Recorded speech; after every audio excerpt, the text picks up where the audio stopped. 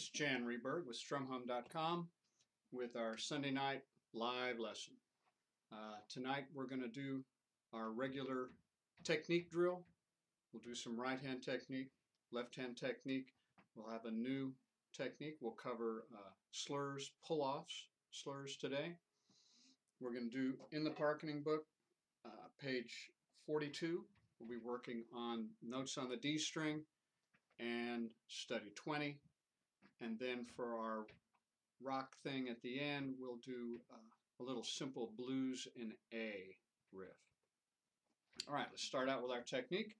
Again, we've got standard classical sitting position, left foot raised up, guitar on the left leg, body of the guitar dropped down. That puts both hands in a good hand position. Let's start with our circle arpeggio. Each finger, index on 3, middle on 2, ring finger on 1. Thumb is moving from the different bass notes, 4 to 5 to 6. Then our block chord, it's the same hand position, same finger on the same string. Now we're playing all 4 strings at the same time. Make sure your wrist has enough arch in it. Make sure your thumb is far enough away from that index finger that the fingertip and the thumb tip don't run into each other. Again, we move the thumb down to the different bass string. And we've done the roll. Same hand position. Fingers are planted. Thumb plays 6th string rest stroke, 5th string rest stroke, 4th string free stroke. Fingers are still planted. Index plays, middle plays, ring finger plays. They peel off from a planted position. Thumb, rest, thumb, rest, thumb, free, index, middle, ring. That's our roll. Left hand, we've done a variety of different chromatic scale patterns. Let's do the 2-string chromatic scale from last week. Thumb and fingers. Thumb is playing the 2nd string. Fingers are playing the 1st. Doesn't matter what finger you play 1st with. You push down 2nd string, 1st fret. Both strings ring very clearly. If that index finger rolls over, buckles, your fingernails are too long, any of those things will cause that 1st string to be muted. So the point of this is to feel both strings very clearly sounding, the fingers curved up on the fingertips. And we go up 1 fret at a time, 3 or 4 repetitions per fret, up to the 9th fret, 10, 11, 12. Okay, so that's our 2-string chromatic. You can do that on any 2 adjacent strings. Then we've done our hammer-ons, slur hammer-ons. We pluck the open string, smack down on that string with enough force that you get the string, 1st string, 1st fret to sound, or 2nd fret, or 3rd fret, just with that hammer-on. Let's do 4 hammer-ons per fret up to the 4th fret. Ready, and pluck, hammer, pluck, hammer, pluck, hammer. 2nd fret, 3rd fret, keep that 3rd finger nice and curved. Pinky finger, always the troublemaker. 2nd string, 1st fret, 2nd fret, 3rd fret, 4th fret. And you can go on and do the rest of the strings on your own. New technique for the day, the opposite of the hammer-on, the pull-off. We start with the finger down, get a good solid sound with that. Then the left hand pulls straight down and basically plucks the string and makes the 1st string open sound. Keep the finger curved, again way up on its fingertip. 2nd fret with the 2nd finger. Pull straight down. You guys already play. Don't get sideways. Don't put your thumb on top. These classical pull-offs are a little bit different than just regular rock pull-offs. Ring finger, 3rd fret. After the pull-off, try and relax that hand. Let all that tension get out of that finger. Pinky, make sure you're right next to that fret. Most of the action on the pull-off is on the last 2 joints. You don't want the whole arm helping out. You don't want the wrist collapsing. You don't want the finger going sideways. Now, in the inner strings on classical pull-offs, quite a bit different. We're going to lightly rest on that adjacent string so it becomes like a left hand rest stroke. After the pull-off, we come straight across, lightly rest on the 1st string. So you're just feeling like that string is sliding out from underneath the fingertip. 2nd fret.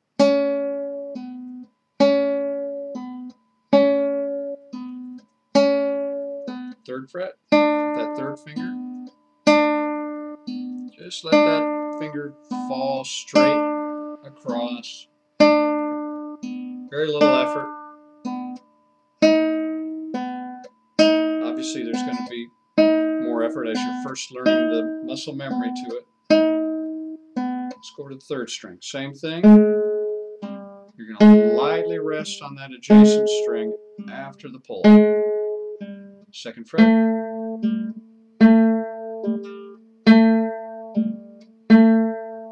3rd fret.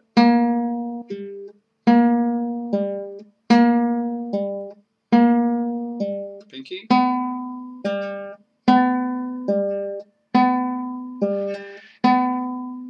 Good. Let's go down to the 6th string. 6th string, 1st fret.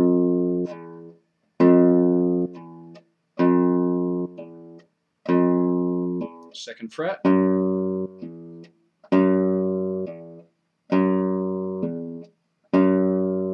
Just feel that string roll out from underneath the fingertip. Much less effort involved on the pull-off than on the hammer. Alright, so there's our new technique for the day, pull-offs. Alright, now let's go over to our parketing book, page 42, and we're going to work on 3 new notes. D is our 4th string open, sits right below the staff. E, 4th string 2nd fret, is the bottom line of the staff. F, 4th string 3rd fret, bottom space. As always, step 1, when we're learning these new notes, play these 3 notes back and forth, any order, improvise, put some slurs in there. Get that left hand totally comfortable with where those frets are. Make sure your 2nd finger's playing the 2nd fret, 3rd finger's playing the 3rd.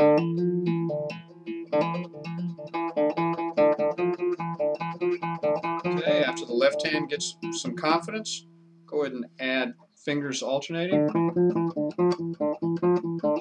Thumb is going to play most of the time on this string, but we got to get used to the independence of the 2 hands by doing index and middle alternation while the left hand,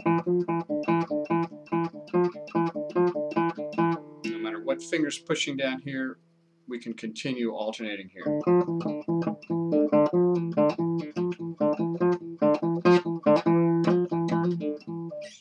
Can't do too much of that improvising to get the 2 hands muscle memory locked in and then the independence between the 2 hands. All right. Now study 20 is another drone piece, just like Spanish melody. This one is a little bit tougher. It's going to take a little bit longer to get the muscle memory down. So let's dig into what those muscle memory problems are going to be. Number 1, the drone isn't open on the 1st, 2nd, and 4th lines like it was in Spanish melody. The drone is fingered. So you're going to have to push down C, 2nd string, 1st fret, and leave it down. Okay, that's problem number one, because the other fingers are going to have to push down while he stays down. That's an independence problem for the left hand, and there's a little bit of a stretching issue for the third finger. Right hand is going to be just like our two-string chromatic we did earlier. Thumb, finger, thumb, finger, thumb, finger. That never changes. So the right hand muscle memory problems aren't so much. So let's go through a couple of these shapes with some cycle practicing. Right hand constantly doing this. So you've got your E. The first two notes are E, 4th string, 2nd fret. That's our baseline melody. The C, 2nd string, 1st fret, is down.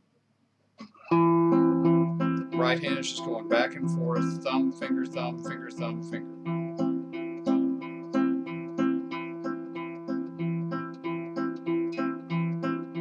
Next note is F. A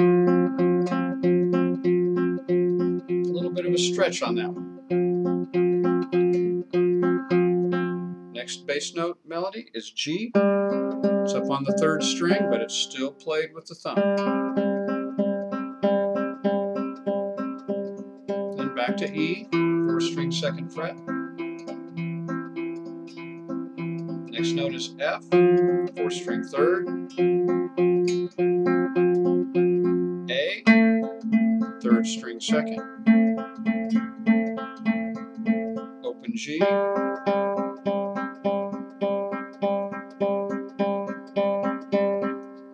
Back to E, 4th string, 2nd. Open G again.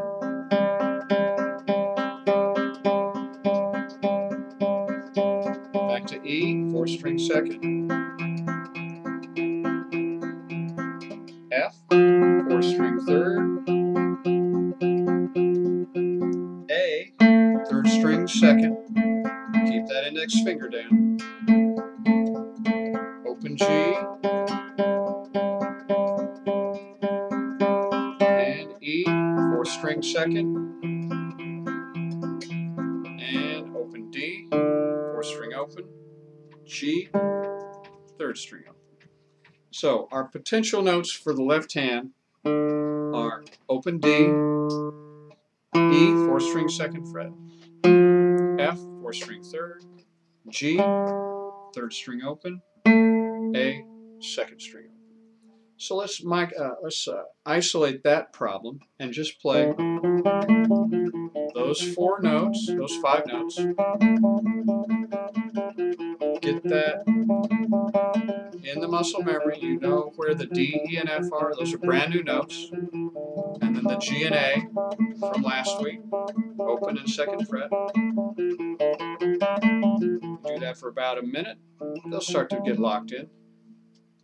Then put your C down and play those notes. You don't have to play the actual drone yet. Just what does it take to stretch that 3rd finger over the F while that 1st finger stays down? You've only got 5 potential notes to worry about, so it's not too complicated. Now, put the drone in, index and middle, and do the same kind of improvising. Any combination of those 5 notes, any order.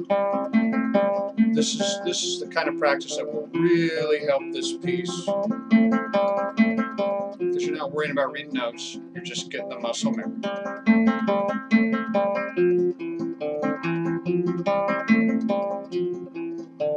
All right, so that's really all the drill you need for the first 2 lines.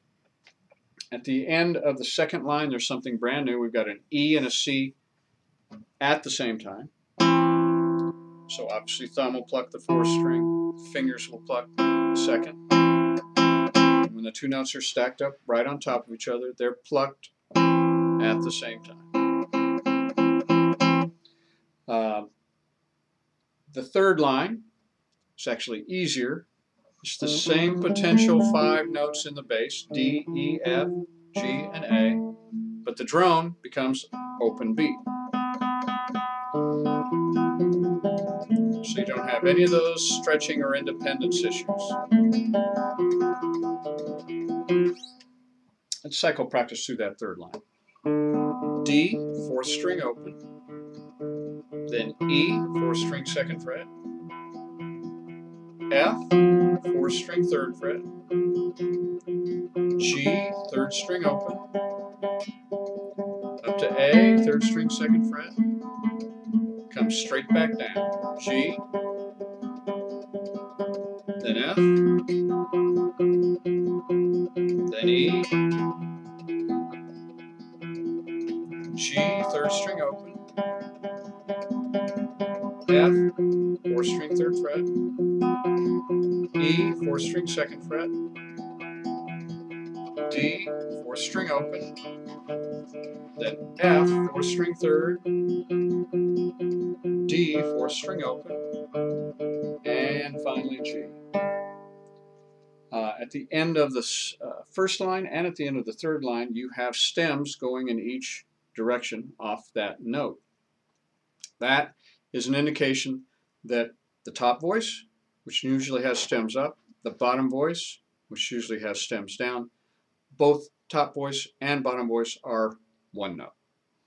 And that's just what they start doing in the book because they want to show you exactly what's going on with both voices. They want to add rests in to show you that the bass voice isn't playing, or they want these stems going in opposite directions to show you, okay, that's where both those voices are. Last line is exactly like the first, except for the last measure. Last measure is the hardest thing in this particular study. Grab this shape, 4th string, 3rd fret, 3rd finger, that's your F, that's your bass note. The D is for this one moment we get a D in this drone, and that's 2nd string, 3rd fret. So it's 2 fingers, F and D, different muscle memory. What I recommend whenever you have a shape that is going to be new muscle memory, something that's not familiar, you do what we call the tapping exercise. And we'll be doing the tapping exercise on a lot of things in the future. This is our first crack at it. So you put your fingers on whatever shape it is you're trying to get in the muscle memory. You relax the hand completely. Don't squeeze at all. Just touching those spots. Now leave the 3rd finger down and just tap the pinky. Just very, very lightly. It doesn't have to be a hammer on. It's just a light tap. You're just reinforcing where that finger is supposed to go. The way you teach a finger where to go is by constantly resetting it. You don't teach the fingers this shape by holding them on there. You teach it by constantly resetting it. Now leave the pinky down, tap the ring finger. Now tap them both. If we had a 3-finger pattern, we'd go into pairs of fingers, but we just have 2. Then you take your hand off, let it relax, shake it out, close your eyes, put your fingers on the neck. If they go right to that spot, you're fine. You don't have to worry about it. Then, to get a little bit more reinforcement of that repetition, and to just give yourself a little bit more enjoyable practicing, put your fingers on that, do a down strum, then pick the fingers up and do an up strum. Put them back down, pick them up. Put them down, pick them up. It's a little bit more fun because you get this strumming harmony. It's not the most harmonious harmony in the world. It sounds pretty good. And then you're picking the fingers up, so you have this, again, a constant resetting of that shape. My whole theory of practicing is make it interesting. If it's boring, it's wrong. There's always a way on the guitar to take any technical exercise, any technical problem, and make an exercise out of it, move it around the neck, have fun with it, improvise with that shape. Then, if you've done that a while, you'll probably start to get a little bit tired of that sound. Slide it over. A little more dissonant sound there. Slide it over. You're still practicing that shape, but you're moving it around the neck, exploring all the sounds that that shape makes as it slides up the neck.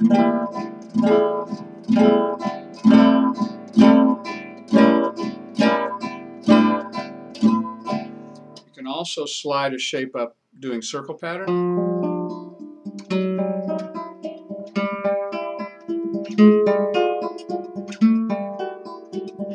That's infinitely enjoyable. You can do that forever. Make up your own little slightly dissonant song. You can change that right hand pattern.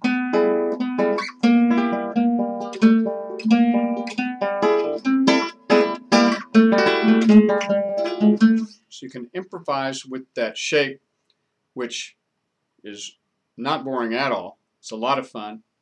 And you're practicing the original shape, the original problem from a classical piece. So you're conquering that muscle memory, plus you're learning about the neck, plus you're just having fun improvising with a shape. Okay, so you should have that shape learned pretty well. In the last measure, we do those two notes, then open G and open B, just for that one beat. It changes again to an open second string drone. So we have the D as the drone, then the open second string as the drone, and then it comes back to the E and C, again, two notes plucked at the same time for that last chord.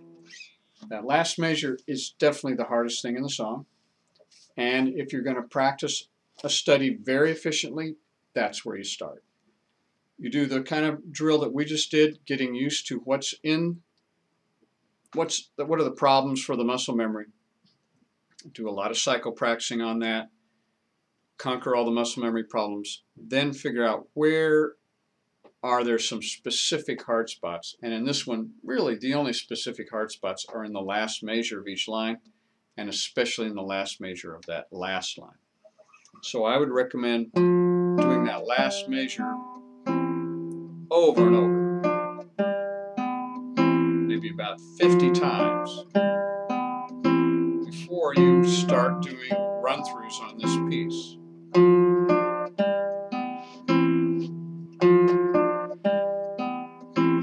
Now in classical guitar, we'll talk about this a lot more later, you do not have to put both those fingers down at the same time. Now we did a lot of practice to learn that shape, but that shape practice will help you even if you're putting the fingers down one after the other. In classical guitar, both hands work at the same time. We put that note down, this finger's still up, it's not ready to play.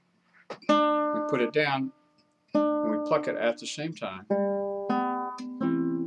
What this does is this keeps phantom hammer-ons from happening. If I just grab that shape, I'm coming into it.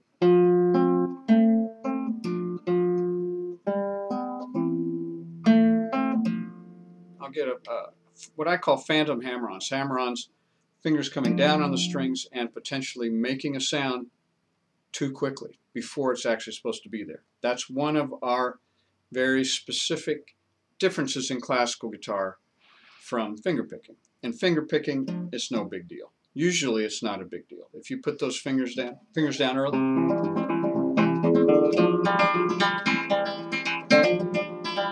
a little bit of hammer-on, great, no big deal. But in classical guitar, we're trying to be very, very clean and very, very controlled. So both hands playing at the same time. All right, I'm going to do a very slow run through of the whole piece now.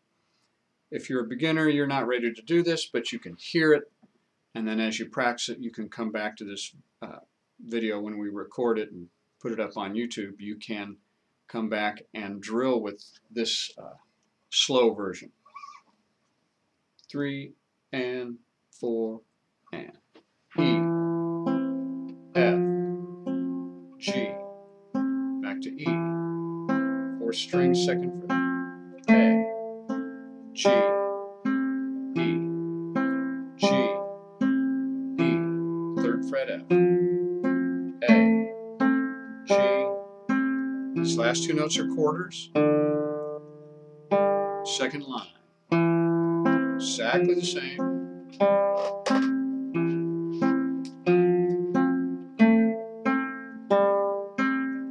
3rd measure.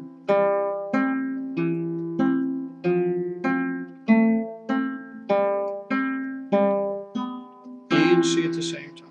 3rd line, open B is now your drum.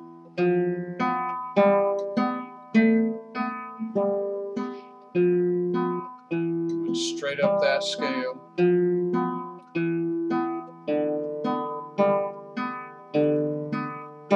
a wrong note there. Last line, E.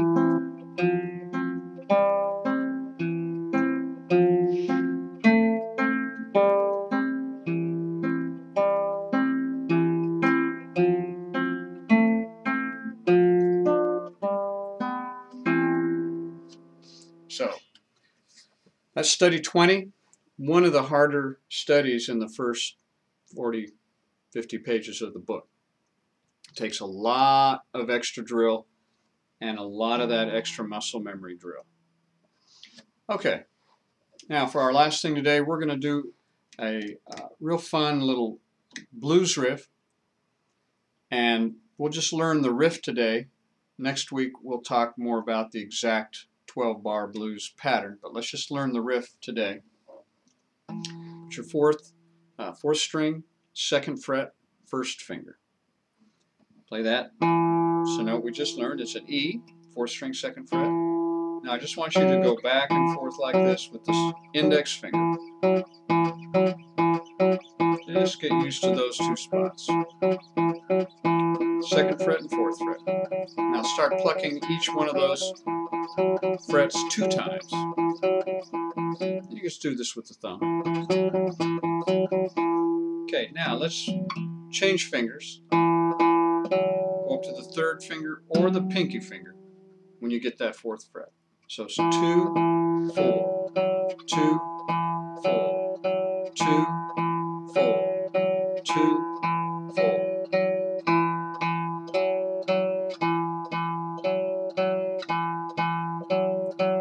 Probably have that by now.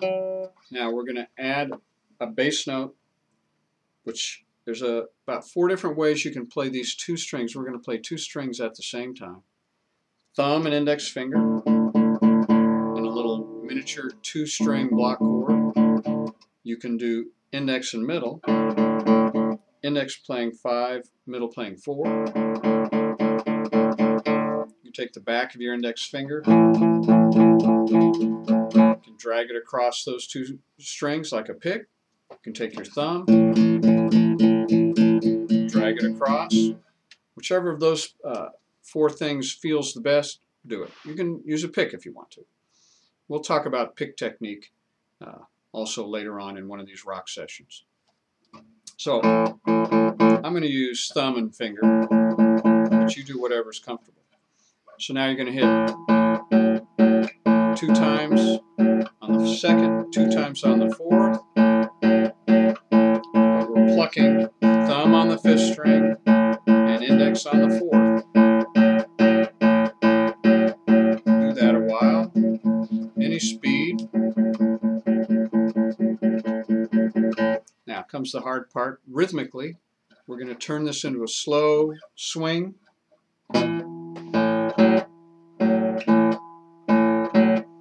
Still 2 plucks per fret.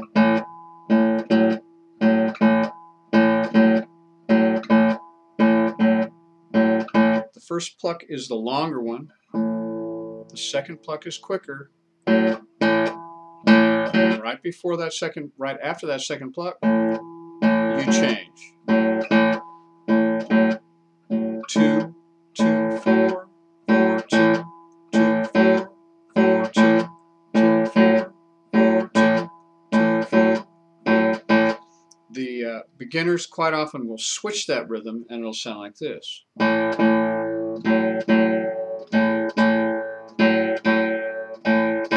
And you do that because you need a little more time to think about what's coming up, and so the longer note comes second while you think about trying to get to that next fret. So really try and make it the opposite of that. Long, short, long, short, long, short, long, short, long.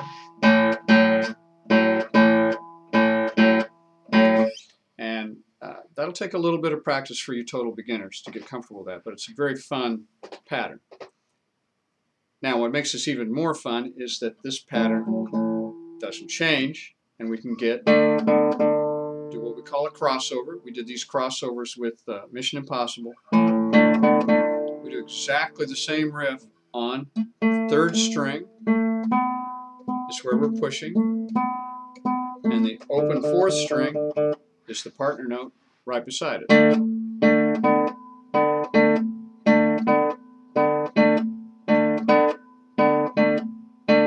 No difference whatsoever, we're just on fourth string and third string.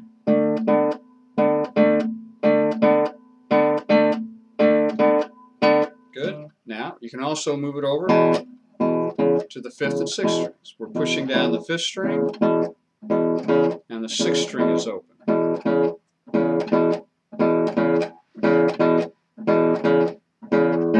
So these all sound really, really good. We're going to start this on the fourth and fifth string. I'm going to play the 12-bar blues for you. So if you want to play along with it, it's fine. Well, I'll go into detail on explaining the 12-bar blues next week, but here's how it's going to sound when we put it into a 12-bar blues feel. Fourth and fifth, then third and fourth, back to fourth and fifth, stays on that for another measure. There's 4 beats in each one of these measures. Back to third and fourth. This is a D chord. Stays on that for another measure, 2 measures. Back to A,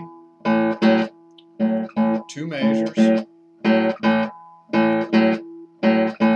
And then over to E, fifth and sixth, pushing down the fifth. Just 1 measure, D, 1 measure, A, and over to E. And that was 12 measures or 12 bars. Very, very common pattern, not just in the blues, but in tons of things. Rock, blues rock, country.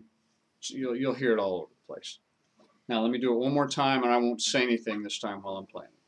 The fourth and fifth string is A, third and fourth string is D, fifth and sixth, E. Ready, and...